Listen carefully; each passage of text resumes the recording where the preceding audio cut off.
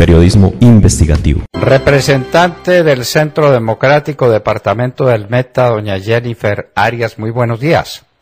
Muy buenos días, un saludo muy especial para Fernando y para todos los oyentes de este importante programa. Bueno, representante, ¿cómo le fue en las visitas y en la investigación que usted hizo sobre las zonas veredales que se construyeron en el Meta para albergar a los guerrilleros de las FARC? Cuéntenos la historia. Bueno, yo tengo una gran preocupación. Desde el mes de mayo he venido denunciando lo que ocurre en estas zonas veredales. Sinceramente, a uno le da tristeza ver cómo se gastaron la plata en unas zonas de transición, en unos municipios que tienen una pobreza absoluta, que tienen muchísimas necesidades, y se gastaron construyendo unos sitios de transición más de lo que tiene todo un municipio, por ejemplo, en el caso de Uribe, de Macarena, de Mesetas, de presupuesto. Es decir, por ejemplo, en el caso de Mesetas, doy un ejemplo puntual, se gastaron más o menos 11.000 millones de pesos. Eso sin contar todo lo que tiene que ver con víveres, mejoramiento de vías, capacitaciones, asesorías y demás. Mientras tanto, el municipio tiene un presupuesto de 14.000 millones de pesos al año. Entonces uno se pregunta, ¿por qué una estrategia tan mala? ¿Por qué gastar el dinero de una manera tan irresponsable? ¿Por qué los colombianos, por qué los metenses, además de haber puesto la vida de muchas personas, incluso familia mía, por ejemplo, además de haber puesto el territorio para este conflicto, además de aguantarse ahora que no nos digan la verdad, tenemos que aguantarnos que se gasten la plata en obras que hoy están sin utilizar? Porque de todos los guerrilleros que iban a estar ahí, por ejemplo en Mesetas, que eran 540, hoy solo quedan 189. Y a eso entonces súmele, por ejemplo, en el caso de Uribe, que el señor Romaña, que le dicen el monstruo, y que creo que es una palabra que además se le queda corta, el señor Romaña decidió desplazar a familias porque dice que son esas tierras suyas, y adicionalmente a eso, ellos les construyeron a estas personas que son bienvenidas, por supuesto, a la vida civil, pero que yo sí creo que debía haber sido un poco más planeado, porque ahora esas instalaciones están ahí, perdidas, botadas, la plata perdida, y mientras tanto, los jefes guerrilleros desaparecidos. Nadie sabe dónde están, acá siguen aparentemente delinquiendo, han desplazado familias, han seguido haciendo lo mismo, siguen protegiendo sus rutas del narcotráfico, y la plata perdida y malgastada. Eso fue lo que yo encontré. Por supuesto, los guerrilleros rasos son bienvenidos a la vida civil, habría que darle unas condiciones para que ellos pudieran regresar, en eso estamos de acuerdo, pero creo que fueron mal planeadas, porque hoy las FARC dicen que incumplió el gobierno los acuerdos, pero ellos no están en donde deberían estar, y los señores cabecillas dicen que siguen en el proceso, pero están desaparecidos, no sabemos dónde están. Entonces, para mí es una situación muy grave. Yo considero que si bien se silenciaron unos fusiles, porque se silenciaron y hay que reconocerlo, pues también se silenciaron a las víctimas, que hoy están revictimizadas porque no tuvieron verdad, porque no tuvieron justicia, porque no tuvieron reparación, pero además porque los jefes de guerrilleros están volviendo a muchos territorios a decirles esto es mío, se van. Entonces, pues están así. Representante Jennifer Arias, usted visitó esos 3 campamentos o zonas veredales o como se los quieran llamar, y en uno habían hecho una gigantesca inversión, y de 500 y tantos guerrilleros había 189. ¿Usted comprobó que esos 189 sí eran guerrilleros o eran amigos y compañeros que se fueron a las zonas veredales a pasarla bien por cuenta del gobierno y por cuenta de todos nosotros? No, uno no sabe ni tiene forma de comprobar quiénes son los que están ahí, ¿no? Porque pues uno no tiene una base anterior de decir, bueno, los guerrilleros son estos, eran los que estaban en el monte, entonces venga, compruebo si los que están ahora son los que eran guerrilleros. Es que no hay forma de comprobar eso. Eso por una parte.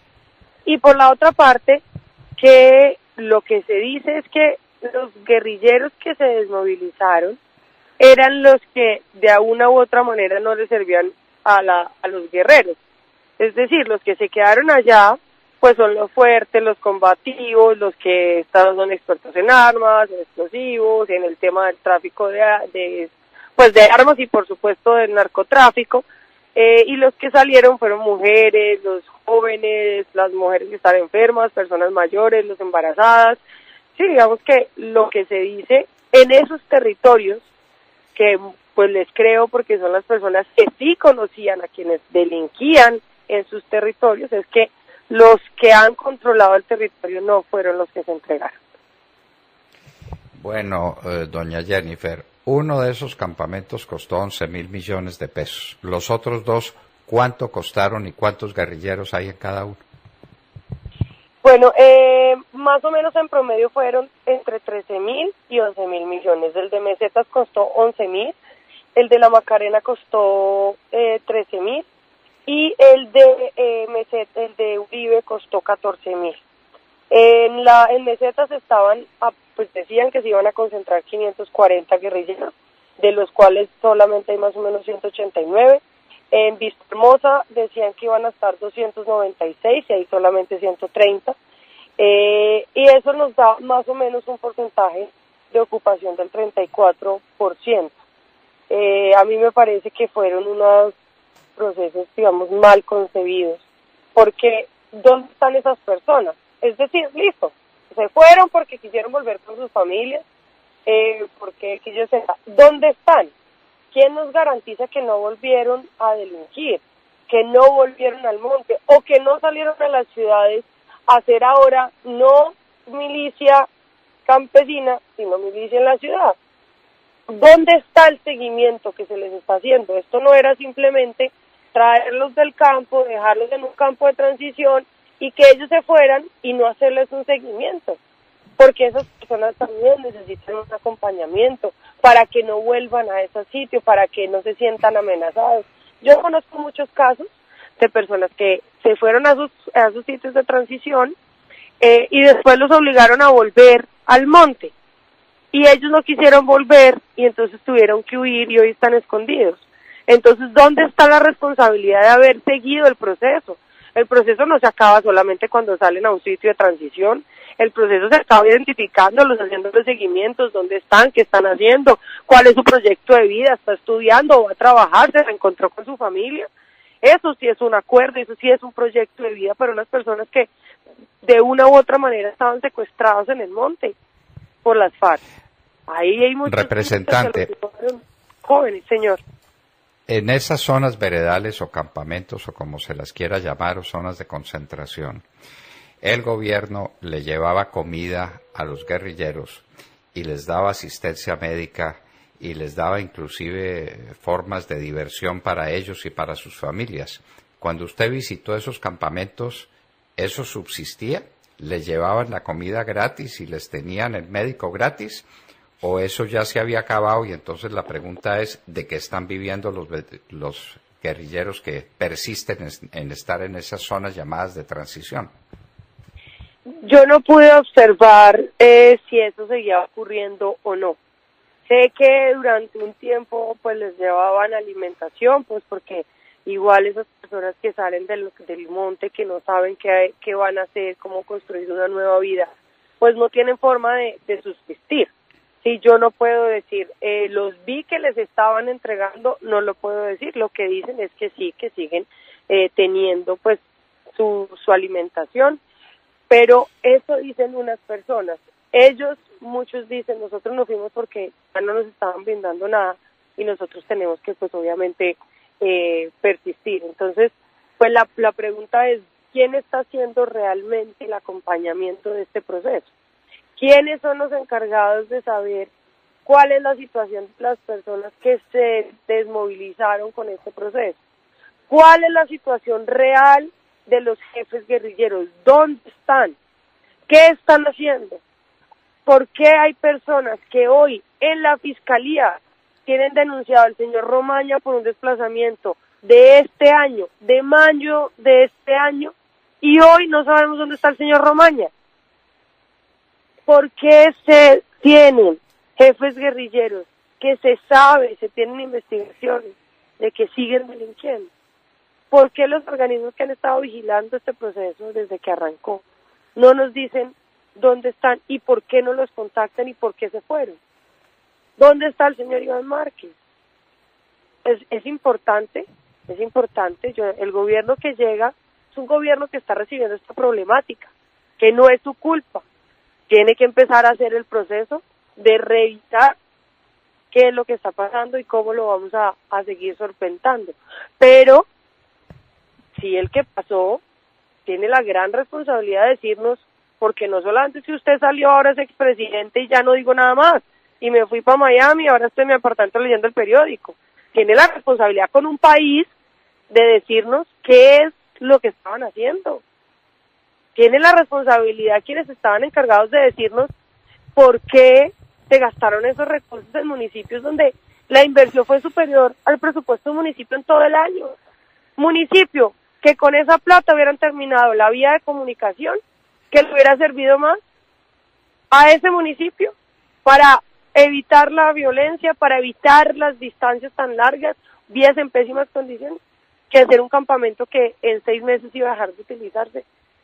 Es un municipio, por ejemplo, Uribe, incomunicado con el Meta, que se llevaron la plata para otro lado de la vía y que esa plata hubiera servido más si usted conecta el municipio.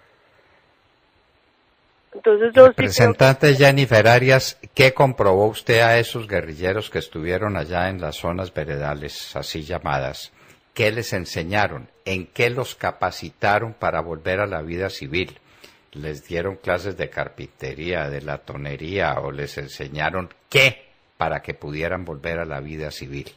¿Qué supo usted después de su viaje sobre ese particular que es definitivo? Porque esa es la condición para la reinserción, que vuelvan pero a hacer algo que sepan hacer.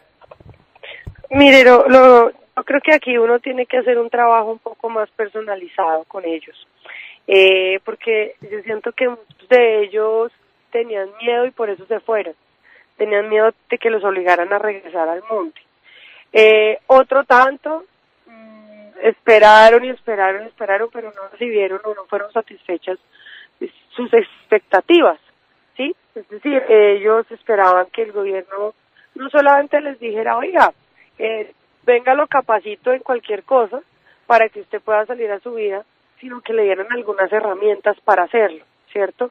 Porque, haga usted, piensa en esto, un muchacho que se lo llevaron a los 13 años, que duró 10 años y entonces sale de 23, tiene el INRI de haber sido guerrillero. No sabe hacer nada, probablemente tampoco pues, se han graduado de un colegio, es una persona indocumentada y entonces lo que espera es que pues que le ayuden con sus documentos, que le ayuden de pronto a ver cómo puede terminar su educación, pero eso es un proceso, ¿cierto? Y entonces en el afán de decir se desmovilizaron, pues no los ayudaron con ese proceso. Ellos hoy no sienten que realmente hayan tenido un apoyo en ese proceso. Entonces yo no puedo terminar el bachillerato, que además ahora es un requisito mínimo para que uno lo emplee en cualquier cosa. Entonces ellos no sienten realmente que el gobierno les dio las herramientas, el gobierno de Juan Manuel Santos, y lo quiero aclarar que aquí hay que hacer 2 momentos. El gobierno de Juan Manuel Santos no les dio las herramientas que ellos necesitaban para poder realmente regresar como es debido a una vida civil, ¿sí? Y así hay muchos casos. Claro, les dieron alimentación, les prestaron servicios médicos, nos capacitaron en temas que puede que sí les funcione como puede que no, y ellos no sienten realmente que haya sido en su totalidad algo que a ellos les sirva para poder reconstruir su vida. Y yo sí quisiera saber en dónde están, qué están haciendo, los tenemos identificados, están empezando a recuperar su vida. Cosas sencillas, tienen una afiliación a un CISBEN, tienen una afiliación a una EPS. Bueno, representante, nadie tiene ninguna duda de que a esa base guerrillera hay que ayudarla para que se vaya del monte, para que vuelva a la ciudad, para que sea útil, para que tenga un trabajo, para que empiece a organizar una nueva vida. Nadie tiene duda ninguna. El tema es qué está pasando con los cabecillas que se perdieron ninguno de los cabecillas está donde debiera estar. Usted no encontró ninguno allá en esas zonas, ¿no? Allá no había nadie. Nadie sabe dónde están. Nadie sabe dónde está. Se fueron, se perdieron. Obviamente siguen en el mismo negocio, que es el negocio del narcotráfico y en el negocio de desplazar a la gente y de robarse los territorios. Ahora, el fiscal general de la Nación y la Superintendencia de Notariado y Registro están calculando entre 400.000 y 1.000.000 las hectáreas de las que son dueñas las FARC. Nada menos que eso. Son los grandes terratenientes de este país y nadie sabe dónde están. Representante Jennifer Arias, muchas gracias por este gran servicio que usted le presta a la nación. La verdad hay que contarla. ¿En qué quedaron esos famosos acuerdos de paz? Ya la ONU había dicho algo parecido, ¿no? Ya los delegados de la ONU, Messier no, ya había dicho, de allá, de esas zonas campamentarias se fueron. ¿Dónde están? Nadie sabe, nadie sabe. Los acuerdos hechos trizas por su propio contenido, porque eso no iba para ninguna parte. Jennifer Arias, representante a la Cámara por el Centro Democrático, Departamento del Meta, muchas gracias por acompañarnos en la Hora de la Verdad.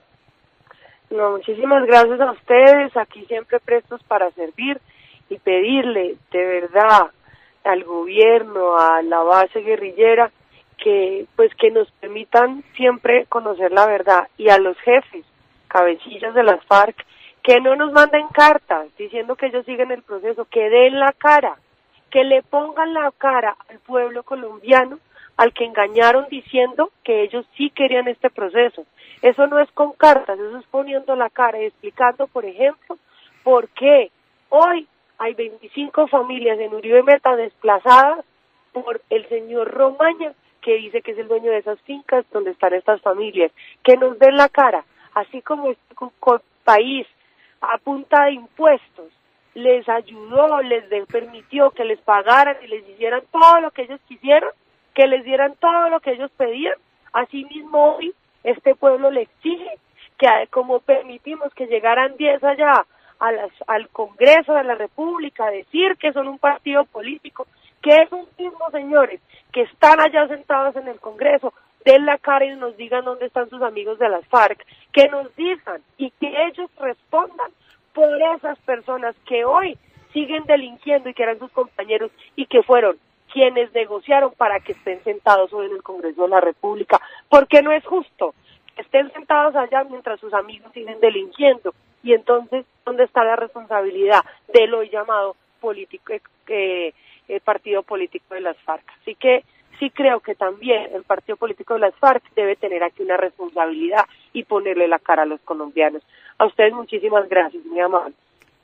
Muchísimas gracias, representante. Queridos amigos, lo que decíamos en nuestra nota editorial, nosotros dijimos que los acuerdos había que hacerlos trizas, pues nos dijeron hasta de qué nos íbamos a morir, inclusive los amigos que decían no, unas pequeñas modificaciones. A ver, ¿dónde están los acuerdos? ¿Dónde están los guerrilleros? ¿Dónde está la reincorporación? ¿Dónde está la solución del problema del narcotráfico, que es el problema de los problemas de este país? ¿Dónde están los jefes guerrilleros? ¿No? Se desaparecieron y la JEP les pide que por favor le manden una cartica. Dios nos tenga de su mano. Jennifer Arias, representante a la Cámara por el Centro Democrático, Departamento del Meta, estaba con nosotros en la Hora de la Verdad.